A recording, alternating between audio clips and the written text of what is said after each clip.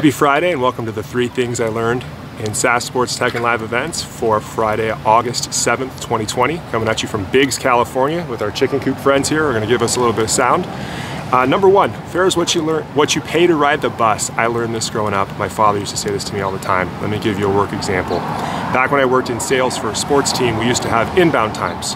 So we had a whole room full of people who would sell, and we get an hour or two a day that we would get inbound phone calls, and that would help really pad our numbers because, guys, we were only making $24,000, $25,000 a year at the time.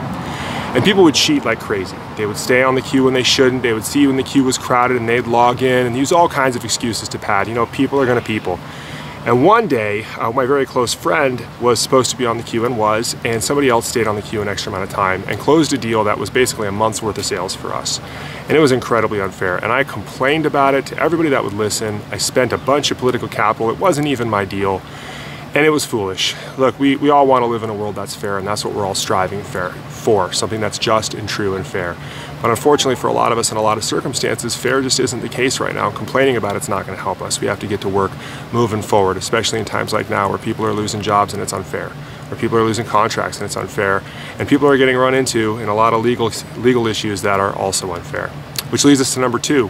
Your lawyer is like your defense spend. It has terrific ROI if you have the right one. Look, guys, especially as you grow, there's going to be people that try to profiteer off you. A great attorney, and names don't really matter when it comes to tech, that sort of thing. But when we start talking about attorneys, it really does matter. If you have the right name on your business card as an attorney, it does fight off some things when it comes to people trying to profiteer off you or sue you or try to get money out of you. So find a good lawyer, have a great relationship with them, and work with them. And number 3 thing we learned, they're not even at the wheel. We've had a lot of conversations lately, both internally and externally, where we've been surprised by, we're sending referral partners business and people aren't calling them back. We're seeing some people internally that maybe aren't following up on things that they usually do. It's getting harder to schedule meetings with people. And look, the unfortunate reality, and I'll take this bet with anybody, is that, one of our executives said, it really surprises me that they're asleep at the wheel here. And my response was, they're not asleep at the wheel. They're not even at the wheel. The reality is working from home is very, very difficult. When we were at StubHub, we used to build a team that was based around working from home. We'd have anywhere from 8 to 15 people, and we'd cycle through them so fast because people would say that they were working, but they weren't. And when you make a statement like that, like I'm making right now, everybody's gonna get up in arms and say, but that's not us. We have a better hiring process. It's not our company. We're exceptional, et cetera, et cetera.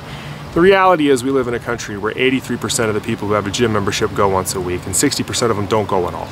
I'm willing to bet you that there are a lot of people right now who are maybe sucking down some time and energy from your team that just aren't even at the wheel right now because they haven't found a way to work from home or we haven't supported them appropriately to do so. We're definitely seeing that outside of our business as well. You just have to make sure that you're touching people regularly and doing the work, because the reality is if everybody else is making an excuse to work 3 or 4 hours and then go play with their family or go do whatever else, and you're not, you're gonna have that advantage. The reality is we're staying with some family here now and they're always surprised that they don't see me for 10 hours a day. And the response I got yesterday was, wow, you actually really do work from home. I haven't seen that before. And I know there's a lot of us that do. Use that as your competitive advantage. That's it for this week. Thanks so much, and we'll catch you guys next week on the 3 Things.